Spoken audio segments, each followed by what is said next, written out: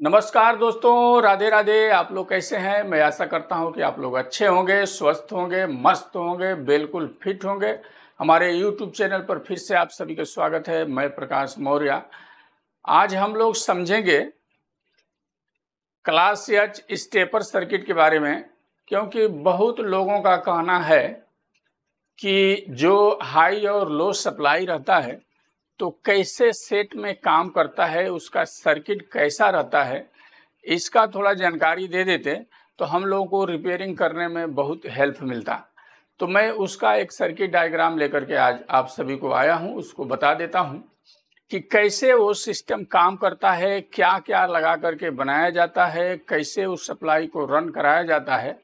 इस चीज़ के बारे में आज पूरा जानकारी हम लोग ले लेंगे, पूरा अच्छी तरह से इसको समझ लेंगे कि किस प्रकार काम करता है, कि आगे आने वाले रिपेयरिंग में हाई लो का सप्लाई रहेगा तो किसी को कोई परेशानी ना हो, वहाँ से उनको आसानी से फॉल्ट मिल जाए और वो समझ जाए कि किस तरह का ये सेक्शन बनाया जाता है, कैसे काम करता है, कैसे काम कराया जाता है, कितना बैलूम खोलते हैं तो हमारा हाई सप्लाई काम करना चालू कर देता है। इस सब के बारे में आज हम लोग डिटेल में समझ लेते हैं। तो चलिए आइए समझते हैं। देखिए, हम अपने बोर्ड पर कुछ सर्किट बना करके रखे हैं, तो समझिए अभी यहाँ से इधर आप भूल जाइए, इधर एकदम बिल्कुल भूल जाना है। ये दो ट्रांजिस्टर समझिए, हमने इसको बनाया, इस पर नंबर नहीं डाला हूँ, डाल देता हूँ। ये है 5200 ट्रांजिस्टर और ये हो गया 1943, समझिए। ये सब भूल जाना है अभी। अब हम ड्राइवर जब बना देते हैं सेट में, ये दो ट्रांजिस्टर पर मैं समझाने का कोशिश कर रहा हूँ। इसमें बहुत सारा ट्रांजिस्टर जोड़ सकते हैं या जुड़ा रहता है सेट में, उससे बहुत नहीं है, केवल इसको हमको समझना है। ठीक है, अब आगे जोड़ना है तो आप सब जोड़ सकते हैं, लेकिन पहले समझ के ले लीजिए, उसके बाद समझिए। ये दो ट्रांजिस्टर हो गया। कलेक्टर पर हम क्या देते हैं? एक सप्लाई देते हैं। जो हमारा सेट कोई भी रिपेयरिंग में आपके पास आता है तो देखते हैं कलेक्टर पर हम सप्लाई देते हैं और बेस पर बेस वाइसिंग देते हैं, और इमिटर पर एक 5 वाट का रेजिस्टेंस लगा रहता है, इस प्रकार 0.33 ओम में, और इसके भी इमिटर पर एक रेजिस्टेंस लगा रहेगा 0.33 ओम, और दोनों ही आपस में जुड़े रहते हैं, ऐसे रहते हैं। और इधर क्या होता है हमारा, यदि स्पीकर लाइन मैं बना देता हूं समझने के लिए, स्पीकर पर चला जाता है। ये हो गया मेरा स्पीकर,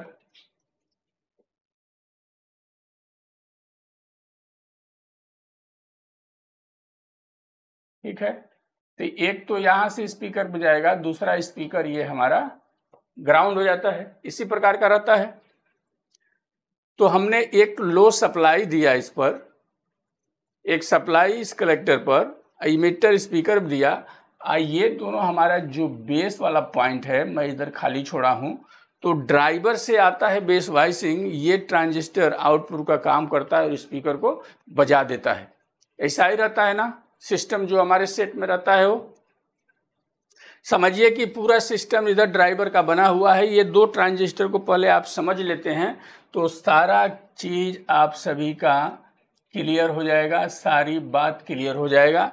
ये हमारा ड्राइवर समझिए यहाँ है, हमने बना दिया। ये हो गया ड्राइवर। ये ड्राइवर सेक्शन से हमारा बेस वाइसिंग इस पर और इस पर देंगे, और ये दोनों ट्रांजिस्टर काम करेगा तो हमारा ये बजना चालू हो जाएगा। ये बात समझ में आ गया। ये बेस है इसका, ये कलेक्टर पर हम सप्लाई दिए हैं, इसके कलेक्टर पर सप्लाई दिए हैं, इमिटर से दोनों हमने आउट कर दिया है, बीच में रेजिस्टेंस लगा करके।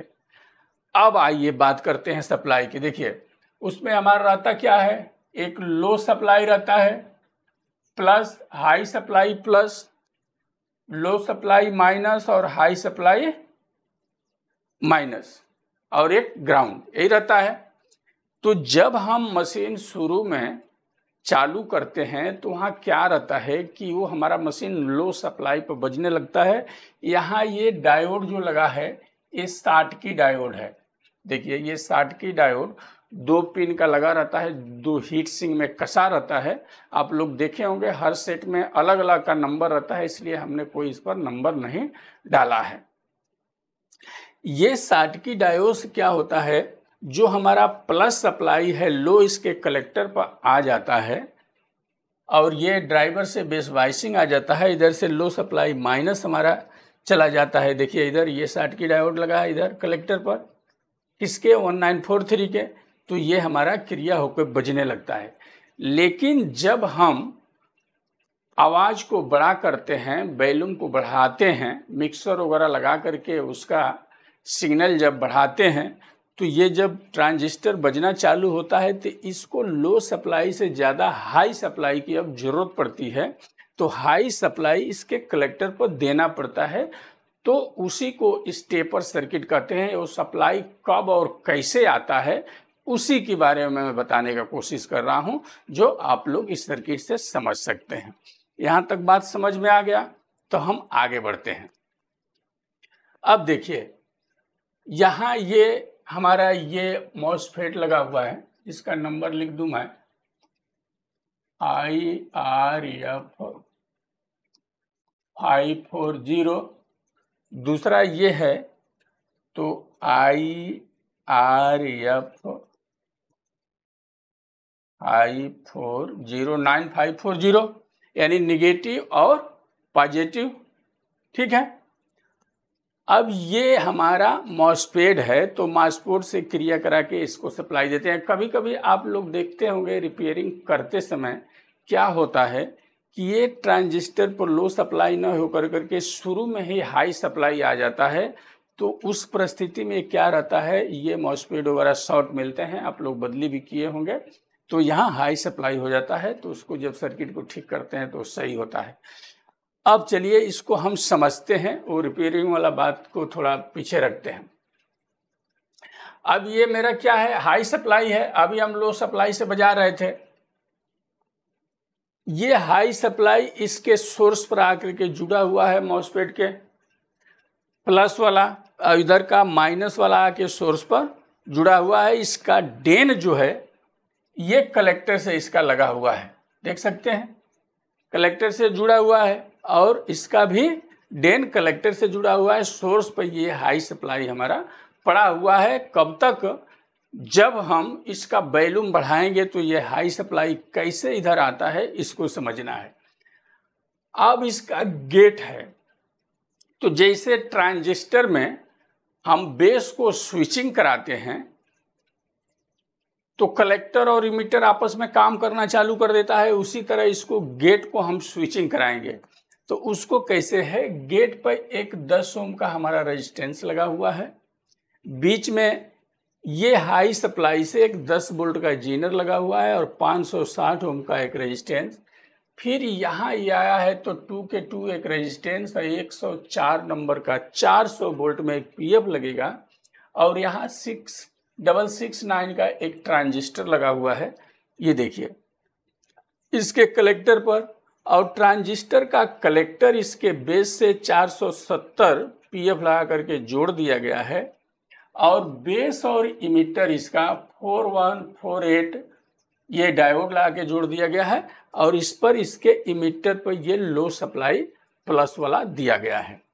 देखिए लो सप्लाई प्लस वाला कौन, जो हमारे सर्किट में है, और यहाँ दिया गया है। और इसके बाद यही बेस से एक हमारा 10 वोल्ट का जीनर लग करके स्पीकर पर चला गया हुआ है, पैरेलल में एक 470 ओम का 470 पीएफ लगा के, पैरेलल में 470 पीएफ और एक जीनर है 10 वोल्ट का, ये स्पीकर लाइन पर बांध दिया गया है, जो हमारा ये स्पीकर लाइन है यहाँ। ठीक है, समझ में आ रहा है। और इसके बेस पर एक 39 के रेजिस्टेंस लगा करके हाई सप्लाई प्लस वाला दिया गया है। अब ये क्या होता है, यहाँ सप्लाई है हाई वोल्ट का, 39 के का रेजिस्टेंस लगा करके इसके बेस पर, और ये स्पीकर लाइन पर है। इसी तरह का सेम सर्किट हमारा अब ये हो गया।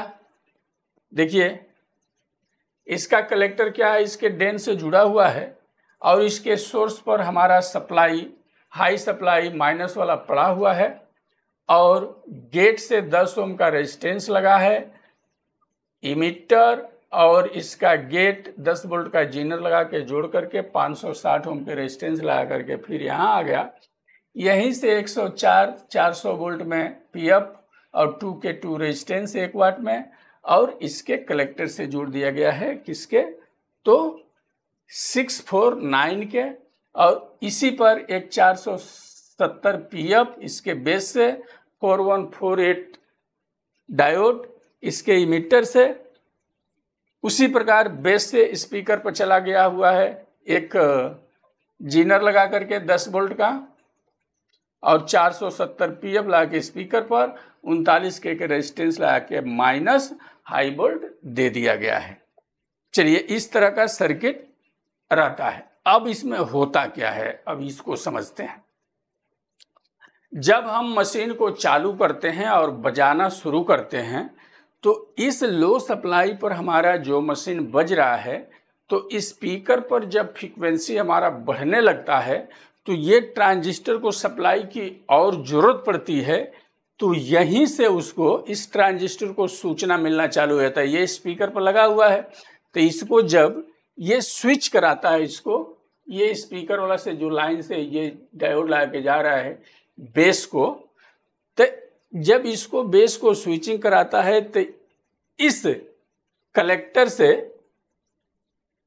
सिग्नल निकलता है और इस गेट को ऑन करा देता है।